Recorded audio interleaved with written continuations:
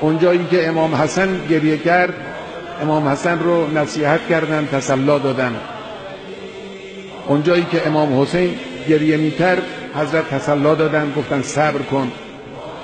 اما اینجا اشک دخترها رو تحمل نکردن، میگه حضرت هم شروع کرد به های های گریه کردن. امیرالمومنین گریه زینبت رو اینجا نتوانستی تحمل کنی. اگر در روز عاشورا